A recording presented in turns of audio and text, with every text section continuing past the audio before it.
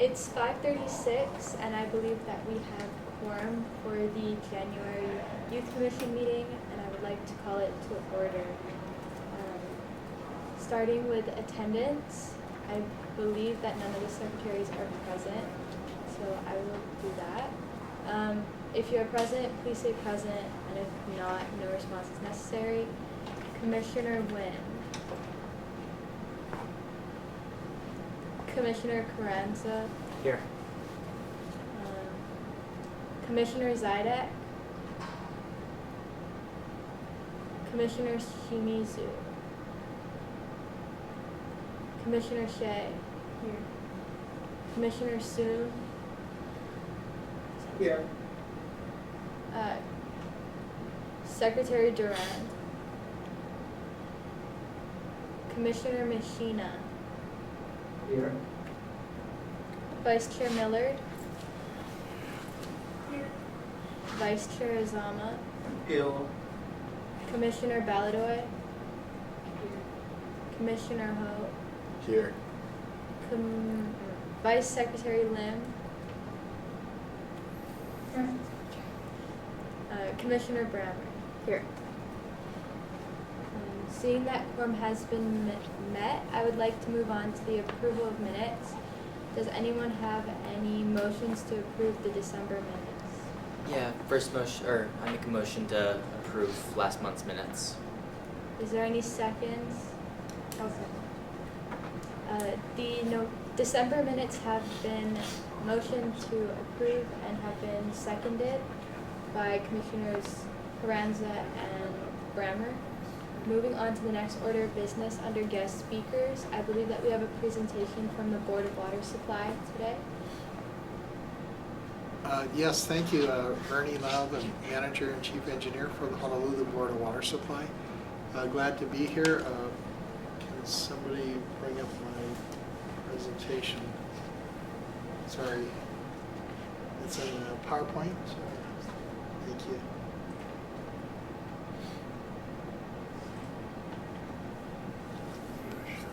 Do my need to share screen?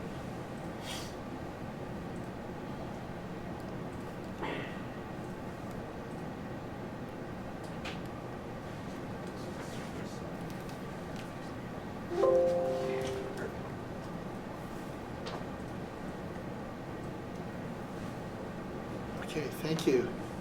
I think next time I just was at a House hearing on climate change last week, a House Senate joint hearing at the state legislature, and they did something a little different. And I'll do it the next time if I'm coming back before this commission. They had us control and present from Zoom and share, even though we're in the room. So that would make things a little easier next time. But thank you. I just wanted to do some quick updates for you. First on Red Hill.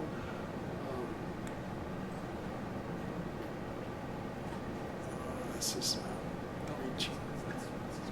Oh, sorry. There you go. Red Hill and later about water rates. So on Red Hill,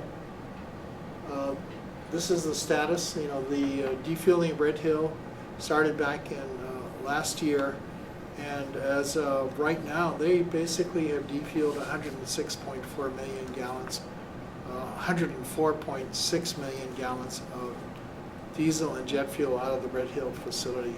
Remember, Red Hill was built in 1943, 20 large underground tanks constructed in place, and it could store up to 250 million gallons of fuel. And the troubling thing about that facility is the entire facility, all those tanks were directly over our drinking water aquifer, our underground source of water, for a good portion of Honolulu and Aiehalawa. And those tanks have leaked over its 80-year history. These are some of the things that we did back in October.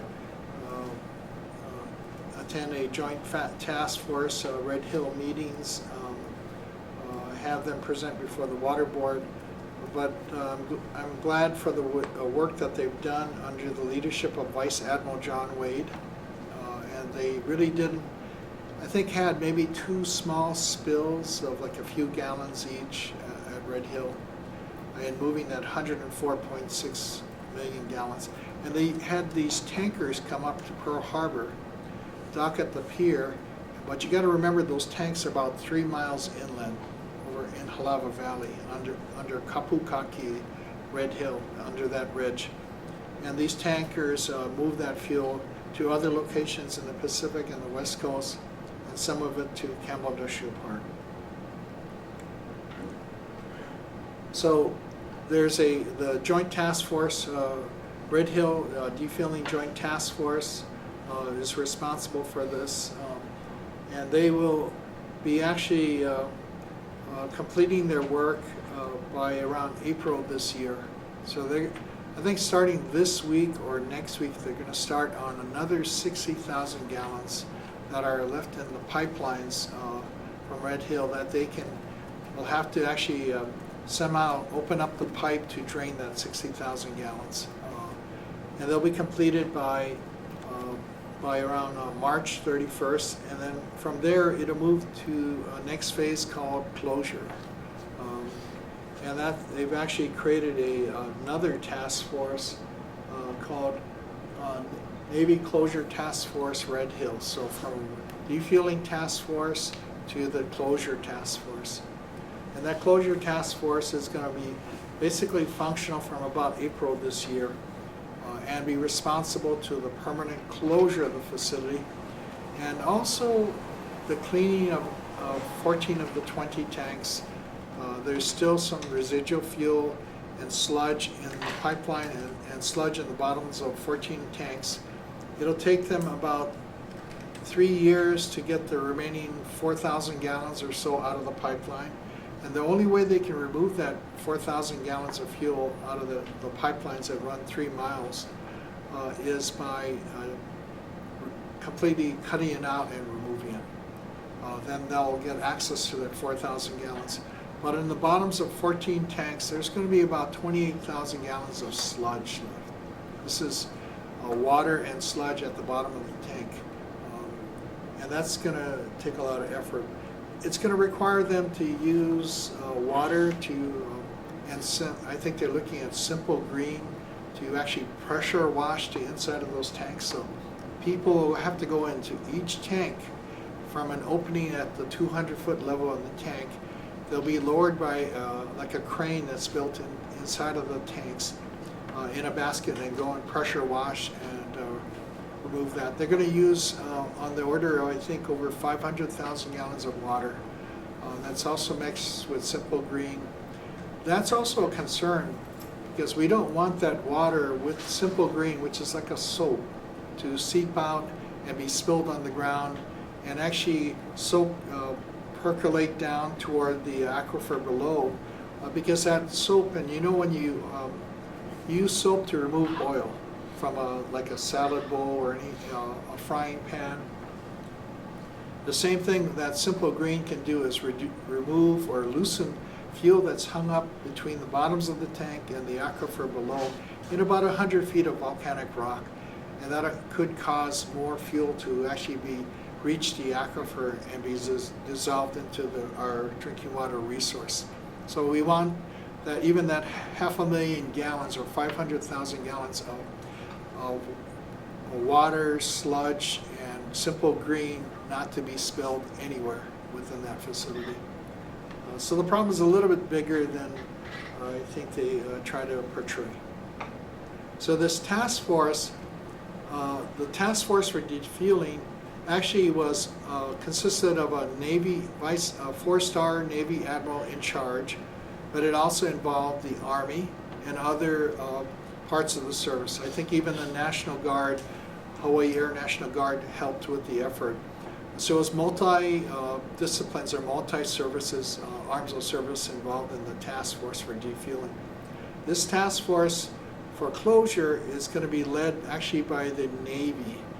So we want to really be on top of that because the Navy has been responsible for the Red Hill facility for 80 years, and under their watch there was a lot of spills, and in 2021 people actually living on the base open up their faucet in their homes and tainted water came out of that, and they were drinking that stuff and bathing with it, cooking with it. So we want to watch the Navy very carefully. We hope that they will be extremely careful and diligent in doing a good job in this closure process.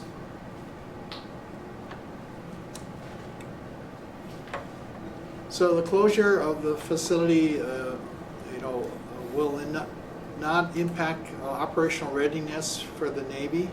It's going to be led by their Rear Admiral in charge of Navy Region Hawaii, Stephen Barnett.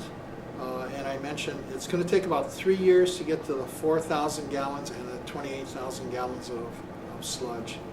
So by November 2027. And actually closure, what they're projecting on their latest schedule, is going to take all the way up to July of 2028. So another good 4 more years of this facility still having being there. And after closure, what happens to it, it remains to be seen what will happen there. This is how it's structured. The closure task force is going to basically report directly to the Secretary of the Navy and the Secretary of Defense. And Admiral Barnett, I think he's the 2-star CNRH Commander Navy Region Hawaii, and he'll have another 1-star Admiral, but this is how they're going to be organized. So some upcoming events. Actually this week I've been meeting periodically with the 3 admirals in charge, Vice Admiral Wade, Admiral Stephen Barnett, and Admiral Jeff Killian. But the governor also has a water committee that we have periodic meetings, usually monthly. And then in the February board meeting, we've invited the Department of Health and EPA to come to the water board meeting to talk about total petroleum hydrocarbons and what is the safe level to be in drinking water. Right now you can hear reports of folks living on Joint Base Pearl Harbor Hickam complaining about seeing a sheen on the water, having health effects, breaking out with health effects that they had back in 2021, similar health effects, even though it's 2 years later, and that the Navy is now on an entirely different water source that doesn't have petroleum hydrocarbons, but it's still showing up in samples being taken from their water system. So we want the EPA and Department of Health to come before the water board to talk publicly about what is there a safe level to be in drinking water. For our position, actually, the safest level is 0. But we want to hear from the Department of Health, because right now the Navy is operating on the principle that they have something called an environmental action limit for what is allowable in their drinking water system before they have to take actions like flushing the pipes again, like they did back in 2021 and 2022. So we want to know what is actually safe. This EAL of 266 parts per billion for total petroleum hydrocarbons, this is diesel range, oil and gas range, is not actually a drinking water standard from what we've heard from the Department of Health. So we want to know, is there a drinking water standard? What is allowable to be in drinking water and still be safe for people to consume? So please, monitor our February board meeting, water board meeting. I think it's going to be on February 26th. So next, we're going to talk about water rates. Any questions about Red Hill and where we're at? So the majority of fuel is taken out of the facility, but the job's not over yet. Because actually the next step is to actually clean up the environment.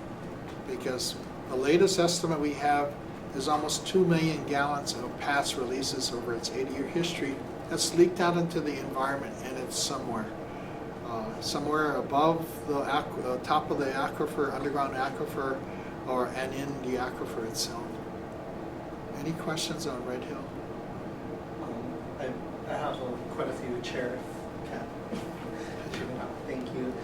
So first, you mentioned the environmental action levels, so the EALs. So in regards to the EALs, is like Department of Health considering lowering them, or are they looking at, or at least in your opinion, like are they still looking at maintaining the EALs at the same level that they are now? That's a good question. So about a year ago, the Department of Health and EPA came before the Water Board at one of our monthly meetings, and they were there for 5 hours. And we discussed this, and the Department of Health indicated that they were kind of re-looking at the levels and possibly lowering that level. But we haven't heard anything from them, so we thought a year has passed. It's a good time to actually bring them before the Board of Water Supply in a public forum to ask them to explain what do they consider now as a safe level in drinking water, if at all. Thank you. And then the other question too, because I know the news has been talking about like the November spill or some sort of like the November reports of like the fuel in people's water, like how you mentioned.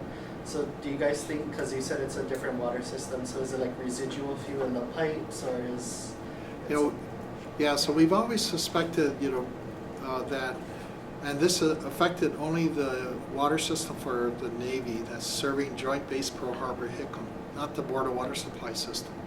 That when you put petroleum and put it in contact with your piping and other components of a water system and plumbing in a household, that fuel will tend to stick to or be absorbed into plastics, plastic materials, non-metallic types of fittings or pipes. That could be in homes, maybe even in components in the water heater itself. And maybe what we're seeing is and it's not consistently releasing at a steady rate, but it's kind of varying rates.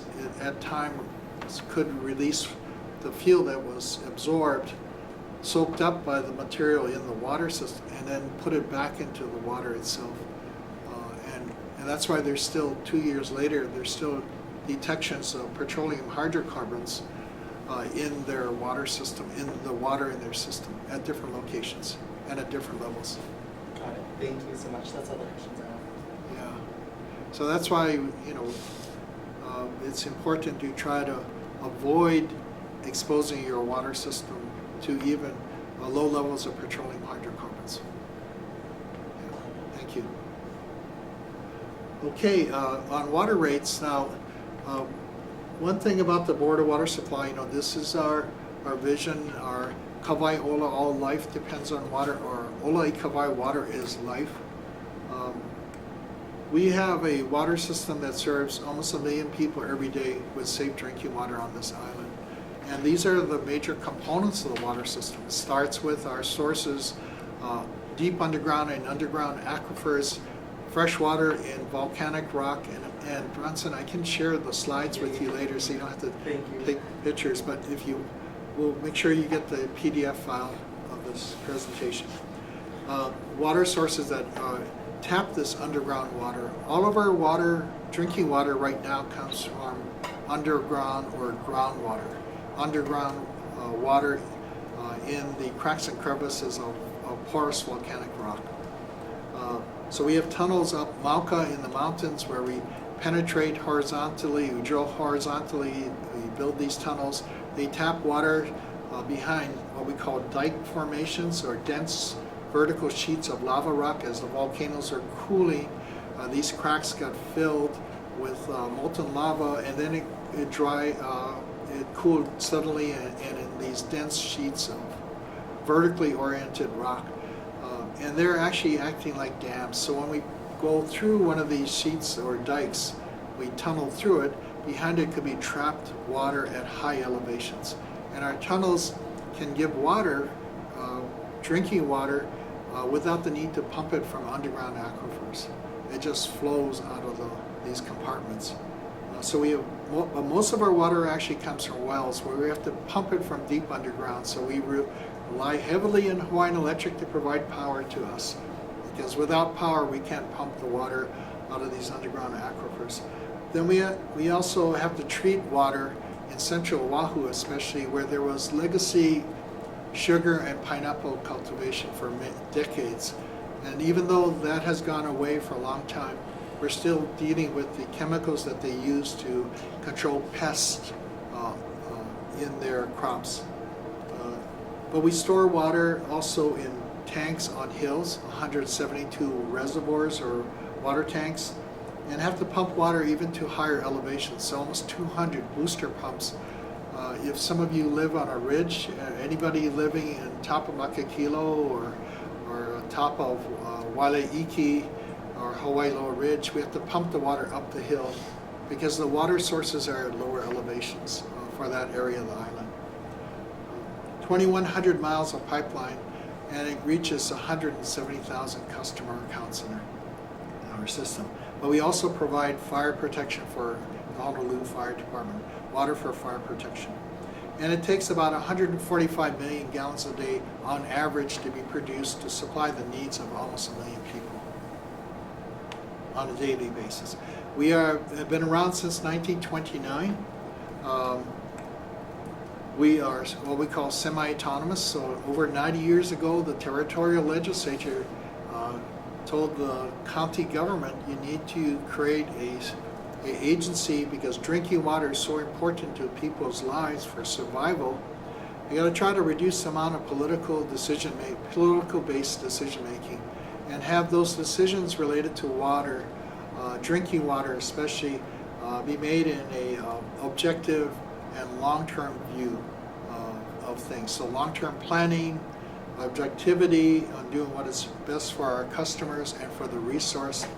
So we're semi-autonomous. We have a 7-member board of directors that governs the Board of Water Supply, and the budgets, the board decides on rate increases, annual budgets, approve long-term plans, policies, financial and planning policies for the department. The rate increases that the board decided to adopt last November only apply to the water portion of your bill. A lot of our customers have a water bill component, a water portion, and a sewer charge. The sewer fees or charges go to the separate city department called Environmental Services that runs our sewer system, our wastewater system for the island, our municipal wastewater system. But these rate increases only apply to this water portion of the water bill. Although it comes from the Board of Water Supply, the money doesn't go to the Board of Water Supply. And wastewater charges are importantly determined by the City Council. Every year to operate this massive water system, it takes a lot of money to make sure it's running every day 24/7. And this is for FY24 or fiscal year 2024. We estimate that we're going to need about $276 million dollars to operate the water system. And this is where the money goes. About 1/3 of it, or about 27%, goes to the capital improvement program and to pay for debt service, which is repayment of the loans or bonds that we've taken to borrow money to finance improvements to the water system. New pipes, repair old pump stations, new wells, all those things are included there. The other third is 29% goes to employee. It takes a workforce to operate our water system, and right now we have about 550 people.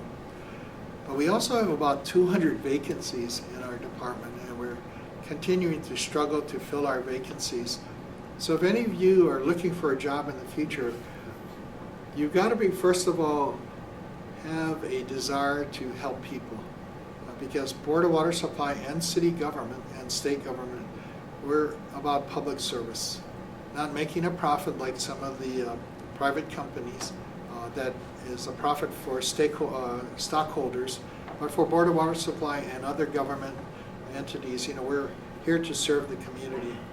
So our workforce is, it's a pretty small workforce. It hasn't really grown in much in the last 40 years. But we're able to continue to operate a water system serving a bigger population on this island and a bigger community. Like the whole Kapolei area has really grown out. About a third goes to operation and maintenance, and electricity is about $32.6 million. Or it's about a significant, a growing portion of our expenses is power. And this is what we did with our past rate increases from 2018 to 2023. These are capital improvement projects in different stages: planning, design, and construction. About 769, almost $770 million worth of improvements. And this is one of the reasons we had to have our rate increases, because remember, we're financially self-sufficient. We don't get any property tax revenue from the city, no excise tax revenue from the state.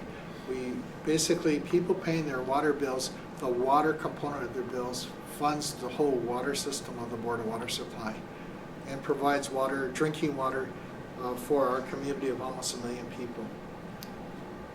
The previous rate increases projected our revenue requirements, what we need through water rates, would follow the yellow line here. But with inflation, and you can see in 2020, especially with the pandemic, things really started to take off, and that gap between the real costs we're facing and experiencing versus what we had projected was really growing. So we find ourselves with a large shortfall in revenue to meet our needs, cost of operations in our capital program. And I talked about energy, and in 2023, it was about $33 million, or about $5.5 million over what we had thought we would pay. In spite of the purple line, which is how much we use in kilowatt hours per year. So you can see that purple line is trending downwards because we've taken efforts to be more energy efficient, and also built about 3 megawatts of renewable energy, PV energy, at our facilities at over nearly 30 different sites. And in spite of that, the energy cost factor on your electricity bill, if you look at it, that went up in cost per kilowatt hour, almost tripled. So in the end, our cost for power is rising. It's okay. So I see on that graph it kind of goes up and down. What about those months make the usage of energy? It's really kind of, a lot of it's driven by weather. Okay. So we pump as much water as needed to supply the needs of our people. And when it's raining hard, what happens? A lot of people don't irrigate, they use less water. Their outdoor use for a home, like outdoor usage could be, depending on where you live, could be a third to half of your total home usage for irrigation, washing cars. So when it rains hard, that's when usage goes down, and that means we pump less water. It also means our revenue coming in goes down too, but that's why it fluctuates. Thank you. Thank you. So for us at the Board of Water Supply, our mission is to provide safe, dependable, and affordable water now and into the future for our community. So it's really this kind of this balancing act of how do we provide safe and dependable water service, because we really cannot live without a reliable source of water, and we have the luxury of having actually drinking water, quality water coming out when you open up the faucet in your homes. Not every place in the world has that benefit, but also that with rate affordability. So it's really this kind of this balance between these two sides of the equation. So this is what we're projecting to use with our new rate increases that was adopted last year. Our capital program for the next, or our design and construction program for water system infrastructure is projected at being about a $1.26 billion program over the next 6 years. And this is how it's broken down and how we propose to use the funds. Types of projects. The two big categories being pipeline work. We remember 2,100 miles of pipeline. Some of it's over 100 years old. in different areas. I think the pipe that runs through Punahou School is probably over 100 years old right now, and I hope it never breaks. But also developing new water sources, helping to install monitor wells to test for contamination emanating from the Red Hill facility and seeing how it migrates across the valley, seawater desalination plant, and also new wells. Our customers, 170,000 customer accounts. It's kind of broken down into this category of single-family and duplex homes, multi-unit residentials, that's townhouses, apartment buildings, agricultural customers that use our water for farming, non-residential uses, which is a kind of a mixed bag from government usage, government agencies, private businesses, restaurants, fast food establishments, laundry services. Industrial customers also are in the non-residential category, and also the military is there. Non-potable and recycled water is another category, the fifth category, and this is to encourage use of non-potable or non-drinking water quality water for uses that can use that, like irrigating a golf course, irrigating a park. So that's non-potable and recycled water. And this is the rate increases that were adopted. I know that we are going to start to implement the first increase come February, 10% in February 1st, 2024, 10% in July of 2024, 9 and 8, 8.5 and 8 and 8 in each July 1st of each subsequent year. And we struggled with the affordability issue, and we felt that especially our residential customers, there should be at least the first 2,000 gallons provided to our customers at below the cost it takes to provide that water. And that's what we call our essential needs tier. So we looked at limiting the component of our bill that is the quantity usage charges, which is the cost per 1,000 gallons, depending on how much water you use. That component of the bill for this group here to 2.5% per year. And we have about 10% of our customers that use 2,000 gallons or less. This is looking at the residential tiers, and what we did was with our residential customers, especially, we felt that we could encourage more conservation. So we have our residential customers are based on 4 tiers. Tier 1 starting with the first 0 to 2,000 gallons. Tier 2 for the next increment of use beyond 2,000 gallons to up to 6,000 gallons. Tier 3 from 6,001 to 30,000, and Tier 4 or greater than 30,000 gallons per month. And this is really for single-family customers, so people that own homes.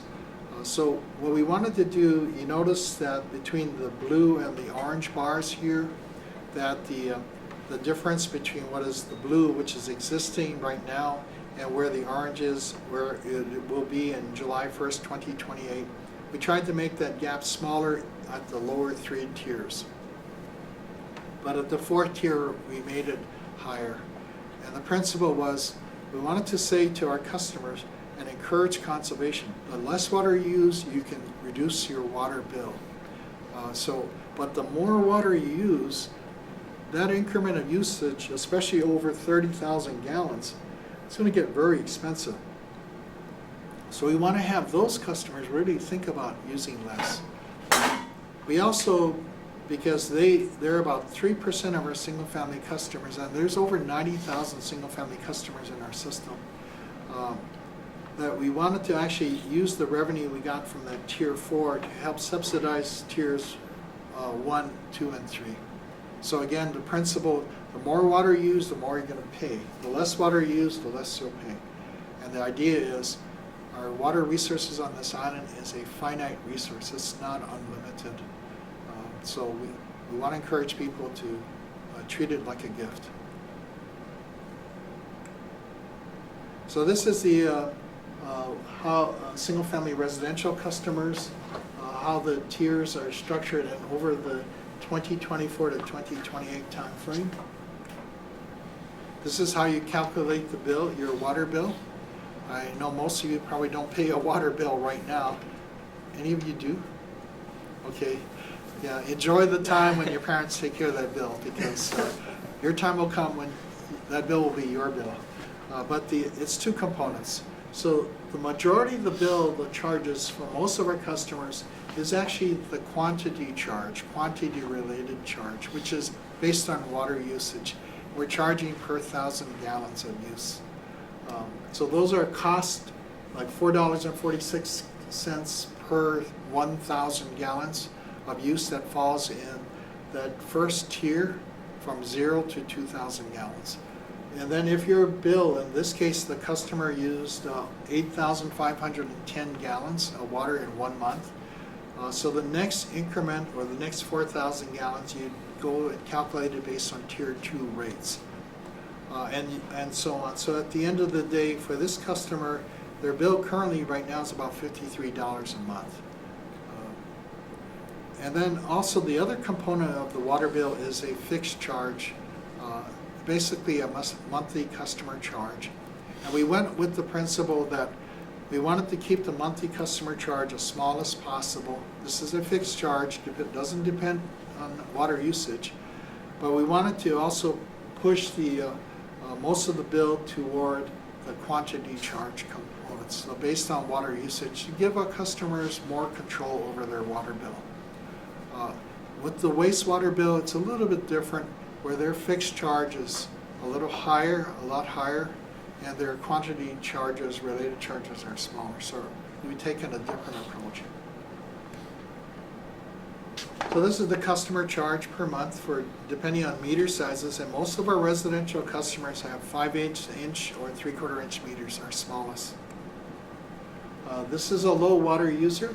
So this now estimates the change in your monthly bill for this customer using, say, 2,000 gallons a month. So you can see,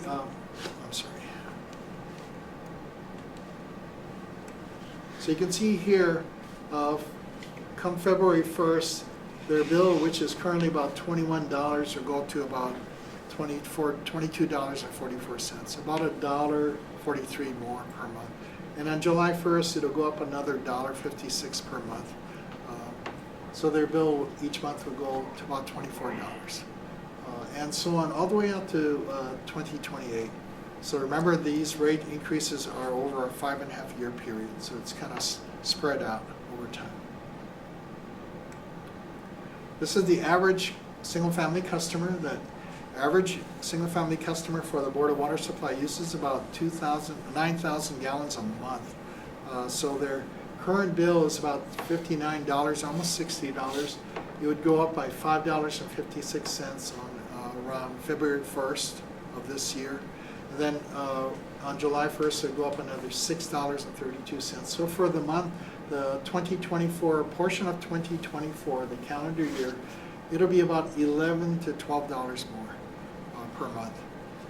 Then thereafter, each year, it would go up about $6 to $7 more per month. So remember, the water bill is the smallest, the water component of your typical customer that has a water and sewer component. The water portion is really on the smaller part of the bill. This is the high water user. This is using 35,000 gallons. Remember, the average customer, single-family home, uses about 9,000 gallons a month. So this customer using about 35,000 gallons is using the equivalent of almost 3 homes worth of water each month, 3 average homes. And this is what their bill would increase for, and would go up on a monthly basis, February 1st and July 1st of this year, and then subsequent each July. So it go from $228 right now to $413. The idea again is to encourage water conservation. More water used, the more you'll pay. Less water used, the less you pay, and you can actually reduce your bill that way through conservation. So that's about it for our water rates. I just want to end and say that, again, remember the Board of Water Supply is financially self-sufficient. So these rates pay for the operation of the water system. And our infrastructure is vast. We need to continue to invest in that infrastructure for our future. Because when I first started nearly 12 years ago as manager, our capital improvement program was about $40 million a year. Today it's about $200 million a year. And we feel that we have to continue to invest in renewing the infrastructure at that rate. If not, we're going to pass the problems on to future generations. And I want to be careful how I say that, but it would be your generations and generations to come that would have to deal with the aging infrastructure problem. And that's something that we don't want to do for our community. And water is life. And it needs to be available 24/7 to people and to our businesses. So I'll end it there. Any questions? Yeah, I'll shoot some questions out if I may, Chair. So I guess I seen in the CIP, so monitoring wells were like a huge cost, right? So is there something that prevents the Navy from paying for those costs, or? Right now, we did ask them, actually over a year ago, I asked them and they said no. They don't really have any ability to give us money right now. So what we did back in end of October last year, we filed something called a claim against the federal government, the U.S. Navy, under something called the Federal Tort Claims Act, which allows you within 2 years, if you file it from time of incident or injury to 2 years, if you file within that 2 years, you preserve your rights to pursue this administrative process. So we filed it for $1.21 billion against the U.S. Navy. We don't have that money. We don't know if we will be successful to get that money, but we've kept our options open to do that. And if they don't give us the money, then we can file a lawsuit against the U.S. Navy to try to recover that cost. And I just want to say in this particular period of time, the next 5.5 years, the Red Hill related CIP cost is only about 6% of the $1.26 billion. So it's about $76 million. So although it's been portrayed that Red Hill is the big driver for this rate increase, that's actually not correct. The big driver is actually the increasing cost to operate a water system, because we're experiencing inflation, actually even more difficult inflationary increases than the average person faces. And the cost is not really coming down. And we also have to continue to invest in our infrastructure. But about 6% of our CIP is attributed to Red Hill right now at this 5.5-year window. Thank you. Second question, so in regards to, so the rates are all based on like how much they use, right? So like for example, so the military is still beholden to the same rate as like the residents in a sense. Yeah. Okay, just wanted that clarity. Yeah, and actually we don't, a lot of the military have their own wells or water sources and water systems, so they operate it. Like Joint Base Pearl Harbor Hickam had 3 wells, but they only have 1 still in operation that supplied almost 100,000 people with water, drinking water. Schofield has its own water source and its own water system. But Marine Corps Base Hawaii, Kaneohe, they're entirely a DWS customer. And we're trying to encourage them strongly to recycle their wastewater and use it to irrigate their golf course and their base. So that would significantly drop their water usage. They actually are the largest single user on our system right now, island-wide. Mahalo. I heard about some of those meetings that were going on. I'll have a follow-up to that too. So given the Navy and some of the other branches are more autonomous in how they're receiving their water in terms of having their own wells, so are they beholden to any of like the conservation standards? Because we're all pulling from the same source still, right? Yeah, they have to do their own conservation programs with their customers. The Commission on Water Resource Management with DLNR, attached to DLNR, the Water Commission, administers the state water code. So they regulate, especially on this island, except for the leeward coast, they regulate how much we can pump out of underground aquifers so that we don't damage the resource. So the same thing, they regulate the military too and set limits. I would hope, and I think they're trying, they should look at ways to reuse their wastewater, treat their wastewater and reuse it, to preserve their high quality potable water from being pumped out of underground resources like us. Encourage their people to be water efficient, to not waste water, practice water conservation. Mohammed, what's other questions I have? Okay. I had a few questions really quick. So you mentioned that energy cost is rising and Hawaiian Electric is the one that oversees it, right? Is there anything that's like preventing, like mandating a specific cost, or what stops Hawaiian Electric from raising the price? They're regulated by the Public Utilities Commission. Okay. So the PUC regulates Hawaiian Electric, even some of the private water systems. And they regulate it and approve rate increases for that utility. And for us, we're not regulated by the PUC, but we have to answer to our customers. And we, as you might have seen, our water rate adoption process, we do a lot of extensive outreach to the community. We solicit input from people. Over 20 neighborhood boards, I think 21 neighborhood boards, we did presentations for them around the island. This is when the rate proposal was still a proposal and not before the board adopted it. Yeah. And then you mentioned wastewater, or like reusing water. Is that, you guys deal with like reusing like gray water, or is that more? So this is the twist. Yeah. Back in, I think, the early 2000s, the Board of Water Supply got involved with treating wastewater and reusing it at Honolulu. So we do it there. And that plant can produce 10 million gallons a day of recycled wastewater for irrigation of golf courses. But also it's being used by Hawaiian Electric.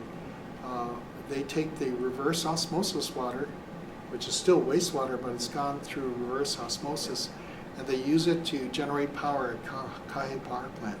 So they use that water for industrial use. And some of our customers in Campbell Industrial Park use that water too. How come? How did we get into that? Yeah.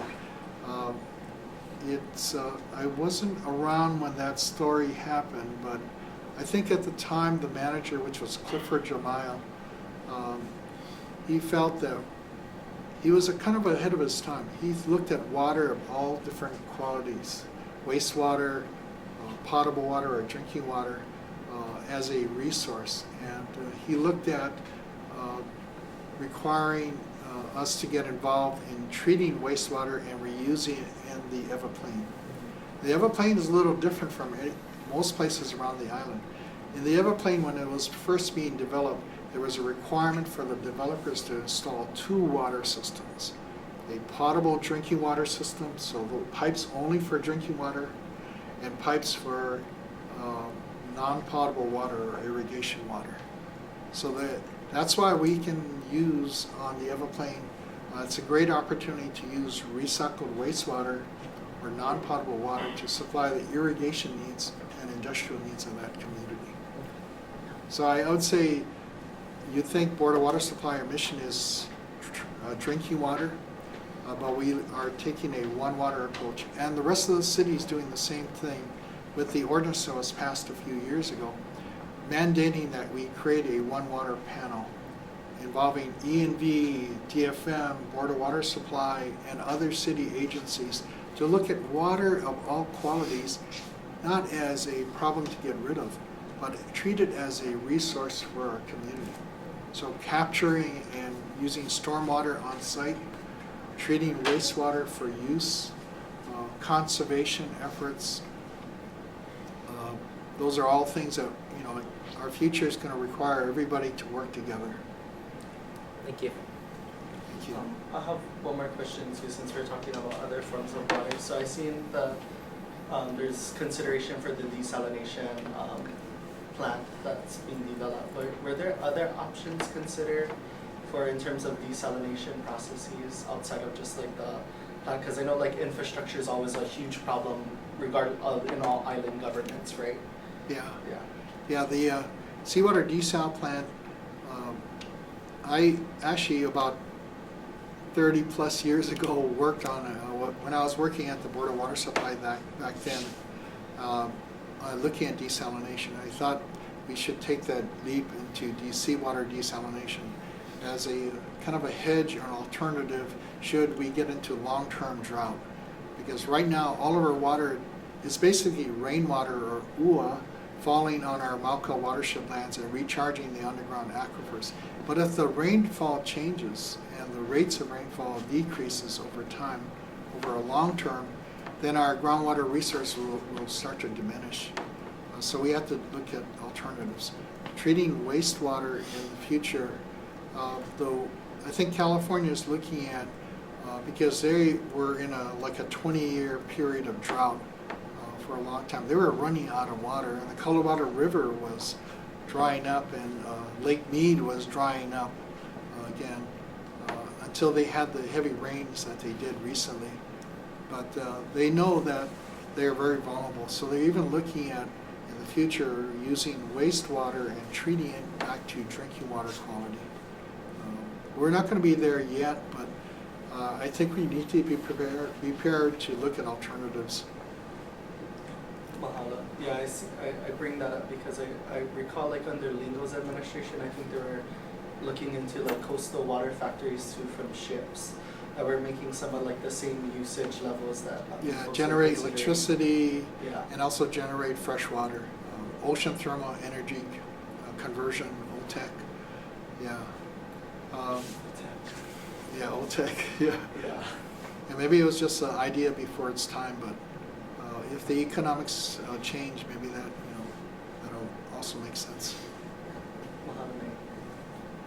Thank you so much for your presentation. Sorry it took so long. No. No. Thank you. Yes, thank you. Okay.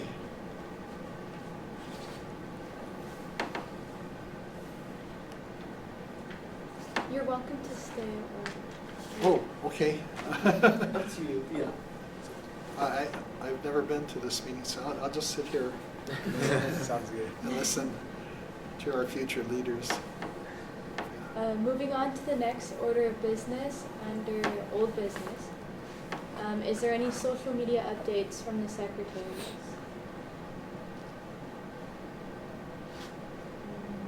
So two posts have been put into use. We spent approximately $500 posting our informational posts, especially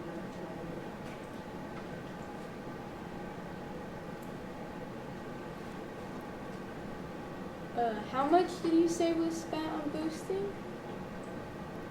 approximately 500. So we spent 300 for the informational post and a little under 200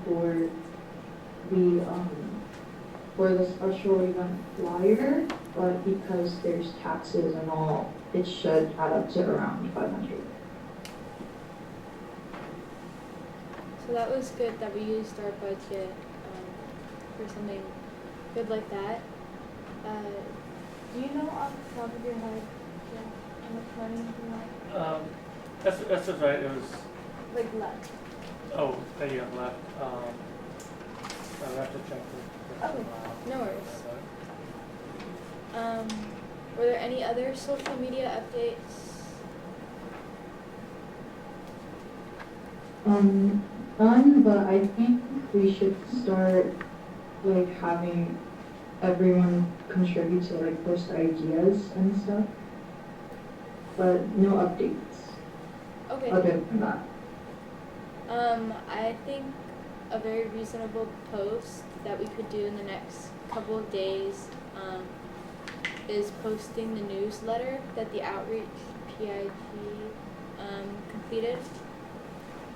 I think that might be a good one to get out there. We could link it to a QR code, or maybe just even put in the website URL in the comments. or description. It sounds good.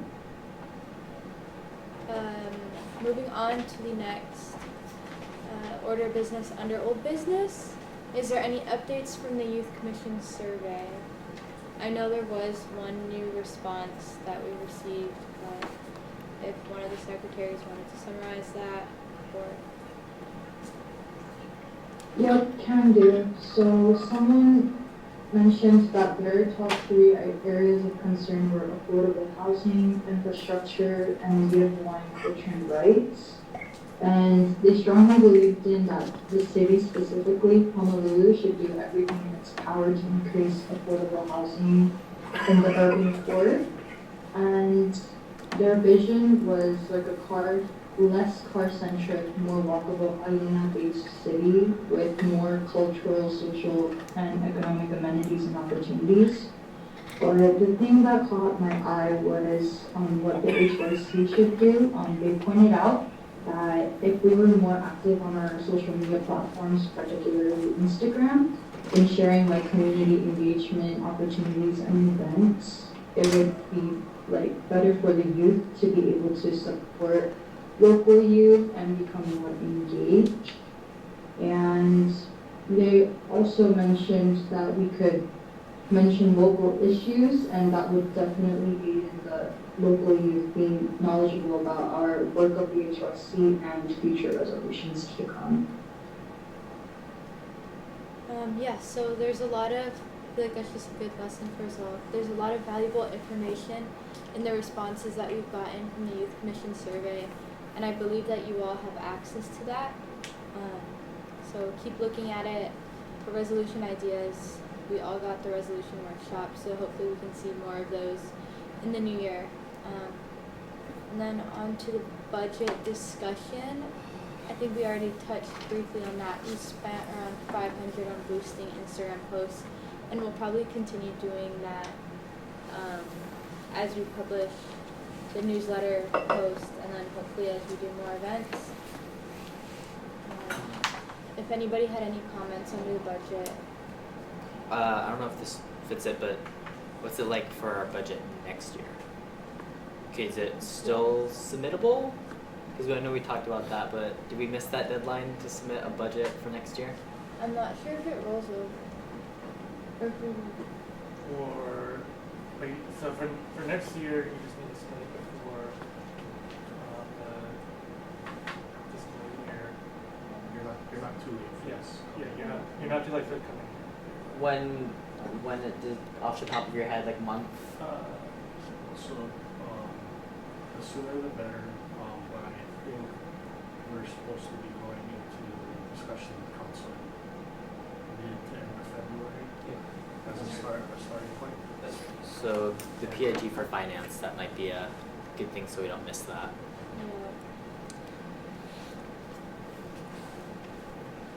So yeah, if you guys wanna think of something before the next meeting, then we're gonna go on it.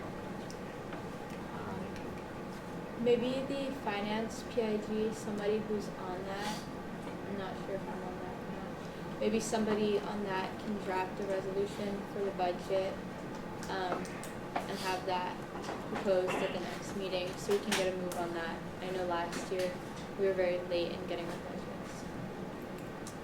But it should be okay if we get it done. Was there anything else under old business? I just have a quick question about the budget. If we weren't to submit like another resolution or request or something, would we probably just get the same funding we got this year? Or would they maybe cut it? Like, what happens if it's since this is hopefully something, we're doing for the next several years, is it like every year we need to resubmit? I would resubmit a budget to be safe. Yeah. And then for the outreach meeting, we ended with me bringing back a list of Yes. prices. So we talked about getting some swag for our places. Prices really depend on how much we buy and from who. But like stress balls are going to be about 50 cents to $1 pens are going to be about 50 cents to $2 per, depending on how nice of quality pens we want. Tote bags, probably safe to say around $3 per, unless we want higher or lower quality tote bags. And then post-it notes are actually pretty expensive, about $2 to $4, depending on how much we buy in bulk. If we wanted to do that, is that something that we have to go through like resource something? We might have an existing contract for some things, but I'm not sure because they're unique custom. But you can check with Shamara as Okay. the purchaser. Maybe that's something the outreach PIG, that can be their new task, is figuring that stuff out. I know we were very busy this last month with the newsletter for the outreach PIG. But if that was everything, One no, more thing. one more. So regarding the town hall, outside of that, the first QR code we made, I'm trying to find what that was, but it was like, it links to, I want to say, our website. It's on our, I think it's on our website. But for the town hall. no, it was for like, it links to something, but it was like the first QR code that we had. For what? What are you talking about? For the flyer? The town hall flyer? No, sorry, let me pull it up. Basically, the issue that I ran into this week was I don't know who made that QR code, but I haven't been able to find a QR code that doesn't cost money to keep up, and so if we want to like continue doing QR codes things, we're gonna need to buy a subscription, I think, or someone please tell me what they use that was free. Yeah. I'm gonna be very honest, I've never once made a QR code in my life. But I'm sure we can find ways around that. Maybe we can do like tiny URL, you know, like to shorten a URL and then put that in whatever graphic we use, and we could put it in the comment box on an Instagram post. I'm sure that's a way around it. I can look more into that though. Okay. Was that everything?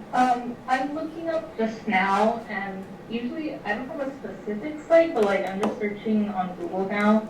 I think the one I typically use is just QR code generator. It's been free every time I've used it, I think.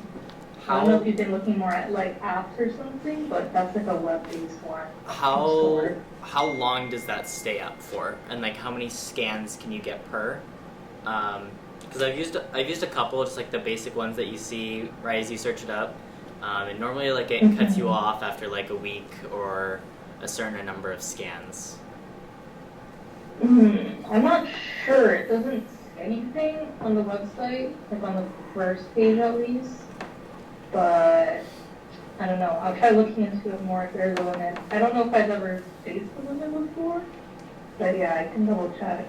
If it's an actual QR code generator that's generating a link to your site, it'll be unlimited.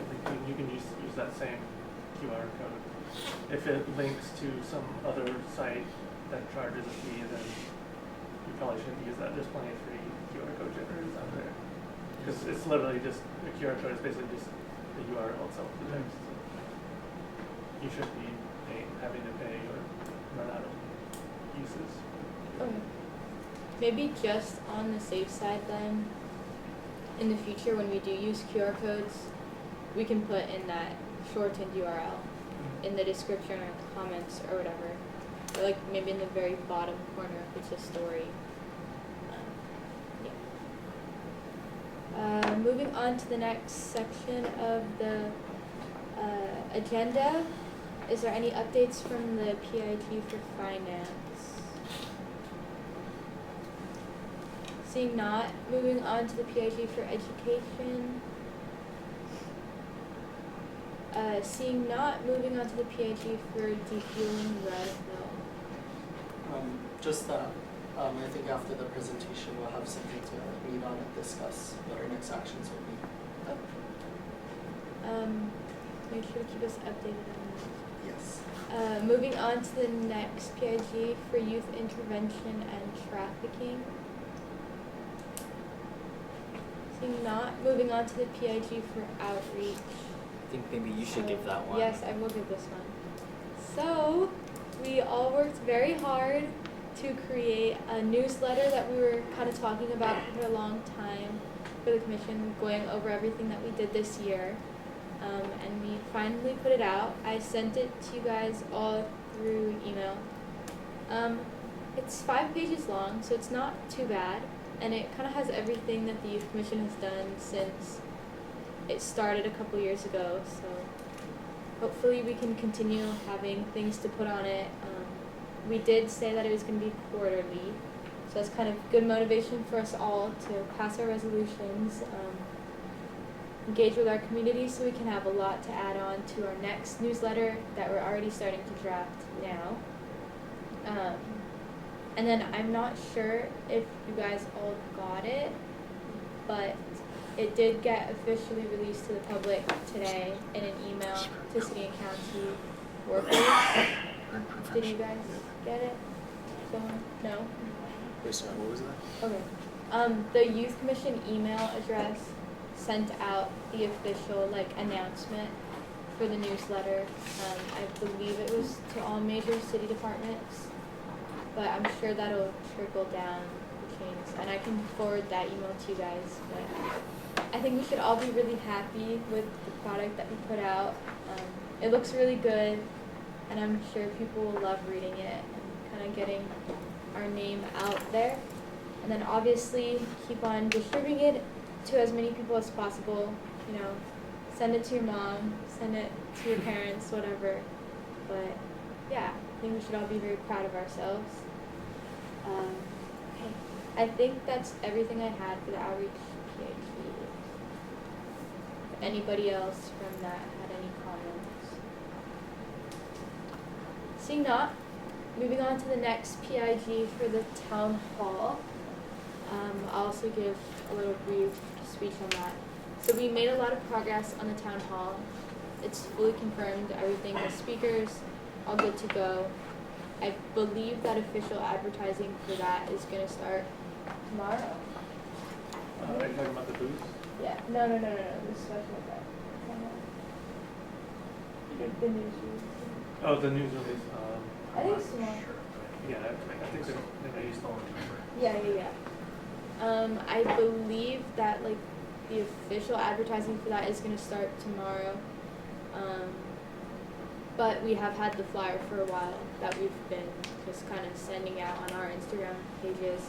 But we did a news release this morning, so hopefully we can see that go out to the public very soon. And then same thing goes for the town hall event that we're planning as the newsletter. Send that out to as many people as possible. It'd be kind of sad if people don't show up to it, so it's also good motivation to send it out to people. But yeah, that's all I had for the town hall. Seeing that there are no other comments for the PIGs, moving on to the next order of business under new business or resolutions. I did include the discussion of the HYC special event. If anybody wanted to add anything to that. This might be something we could talk about at the PIG meeting, but do we decide who's moderating it? We did not. Is that a PIG thing? Do you want to mod? I'll talk to our communications team. Okay. Sounds good. Or did we want one of us to be a moderator? I think it would be best to have an adult do it. Yeah. Was there anything else for the special event? We worked pretty hard on it. I think it's pretty good. Yeah, next week. Next week, guys. Get ready. It's going to be a fun one. And then just to clarify for that special event, it is going to be in person for the Youth Commission. and then a couple of the presenters and everybody else, like the general public, is going to be all online. It's 5 o'clock for us, right? Yes. And then the Zoom meeting is also going to open at 5. Oh, yes. Okay. Oh, Yes. quick Vice Chair Miller. question. Are we meeting this in that same room we typically do these meetings in? Yes. Okay, got it. And then not a question, but just for the flyer, I'd recommend if you guys can, if you can like post it up in your school. If you guys have like offices or bulletin boards around, I'm gonna try to do that on campus. Just to, get the physical flyer out there too, not just on social media. But yeah, thanks for making that. It looks really great. I put a couple up at UH Manoa, but I haven't gone through the process of doing it at Manoa yet. So hopefully I can get a move on that as well. Yes. Okay. Next item is the City and County Job Shadowing Program. So a couple weeks ago, the Youth Commission got the opportunity to shadow city directors for a day. I think it was a very valuable experience for us all. And we have the time in this meeting, so if the people who attended that, if y'all wanted to take like 1 minute to kind of share what you learned, we did a whole write-up about it, so there's a lot of material for you guys to pick from. Do you maybe want to go first, Charlotte, so we know Oh what yes, to... I'll go first. Thanks for asking. Yeah, so I got to shadow the managing director and deputy managing director for the day. So I was in a lot of meetings, which was to be expected, but I actually really enjoyed it.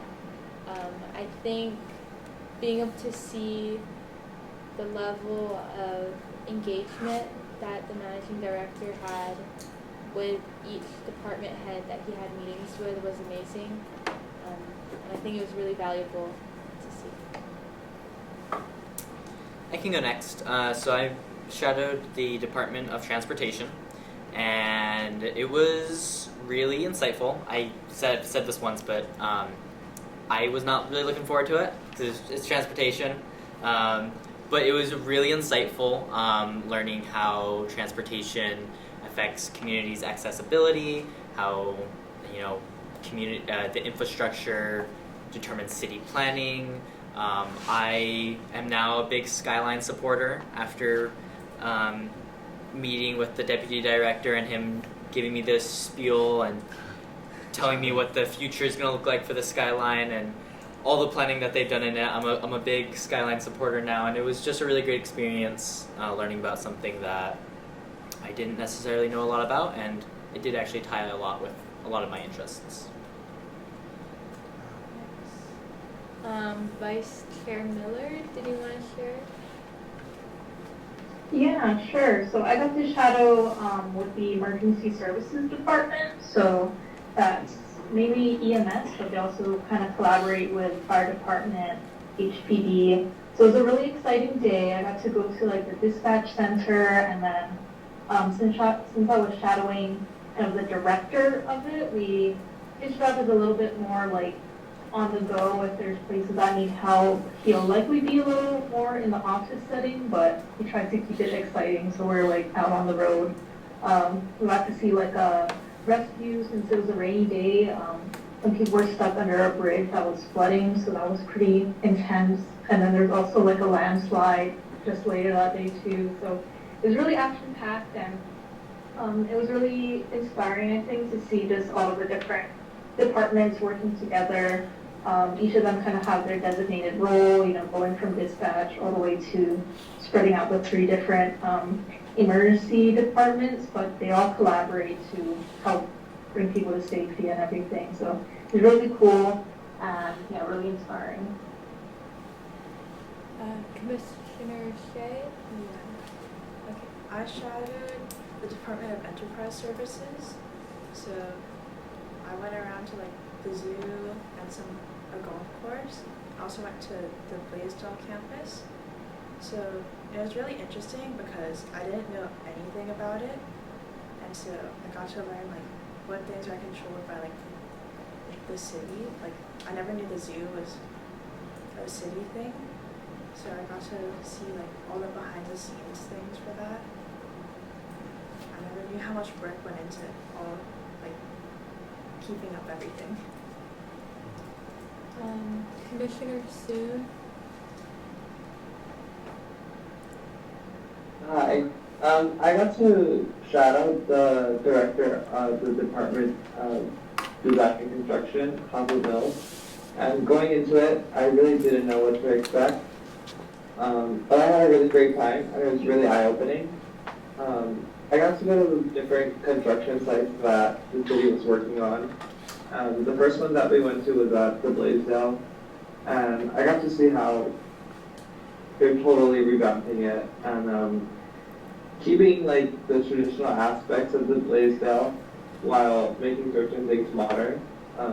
And just the amount of precision and cooperation that it took between different departments to do all of that was really amazing to see. And then the second place that I went to was up Atlas. There was a mudslide, and I got to see how design and construction really worked just within that department.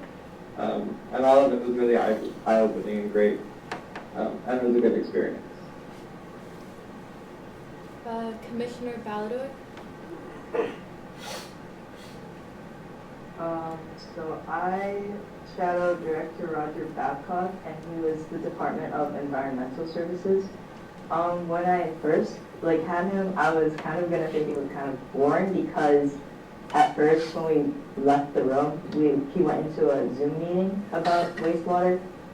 But after that, we got to go to one of the biggest wastewater treatments on the island, and I got to learn about the different aspects that go into this, like wastewater treatment. It was there's engineers, and I also got to tour around in I already forgot what it was called, but I got to kind of learn about how they're trying to turn the sludge into sellable soil, or yes, that, and their plans to turn the gas into energy.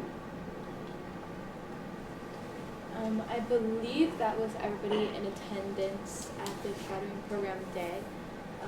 So as y'all heard, it was very informational for us as commissioners, so I can only imagine what it would be like for younger people, and hopefully the city managing directors can get that rolled out to the public as soon as possible. Moving on to the next agenda item about the HYC newsletter. Kind of already touched on this, but again, plug it, send it out, family, friends. And then our next agenda item for future things, I didn't put anything on here just because I couldn't think of anything, but I think it is very important to be aware that the budget is coming up due. So we really, really need to get a move on that. Yeah. And then announcements. Our next meeting will be on Tuesday, February 20th at 5:30 p.m. But we do have the town hall next Wednesday, the 24th at 5 p.m. And then again, reminder, resolutions and documents are due a week before the upcoming meeting.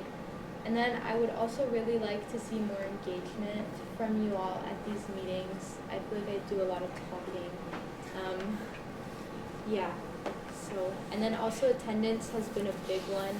I was just looking at the Hawaii County Commission and their last meeting notes, and I did see that they have an attendance policy where if you miss more than 3 meetings, you're no longer on the commission. So I just wanted to put that out there. You know, not saying that's our policy, but just keep that in mind. Yeah, we were all appointed to the commission for a reason. So. Did we, I know it's at the end, but did we want to go back to the PIGs and discuss if people still want to be on the PIGs? Yes, that's a great point, David. We also haven't been having much engagement with the PIGs, especially the outreach one and the town hall ones. Not only myself, but a couple of the other commissioners have noticed that it feels like a lot of the work is being put on specific people. So I guess now is an opportunity if you wanted to join a PIG. I know there's space open on the town hall special event one, and the outreach one. I believe they each have one space. No? No, it's full, and It's we're full. gonna ask if commissioners wanted to leave so other commissioners could join. Yes. Commissioners that aren't as involved and maybe something came up, personal or no longer interested in the PIG, because we would really like more activity in those PIGs. So, you know, it happens, it comes up. Now would be a good time if you didn't want to be on any PIG. I did send a signal out about it, so you guys have had some time to reflect on it.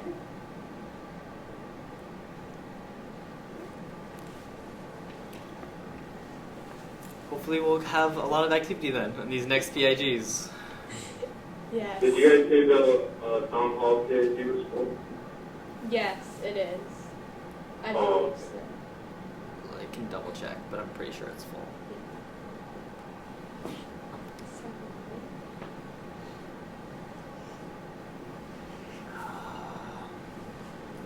Yeah. We're double checking right now. So yeah, they're both full. So anybody? I just expected to join the signal, but I know I haven't had a lot of participation so far, so I'm looking to join the PIG as well. Yes. Thank you. But unfortunately, they are full. We'll have other PIGs going forward. We will have other PIGs going forward, for sure. Unless somebody, yeah, I'll leave it at that. Yeah, just keep that in mind for the next meeting. Attendance is a big one. I think that goes without saying. If that was everything from everybody, I would like to call the January Youth Commission meeting to a close at 6:58 p.m. Thank you. Thank you, everybody. Thank you, good night. Good night.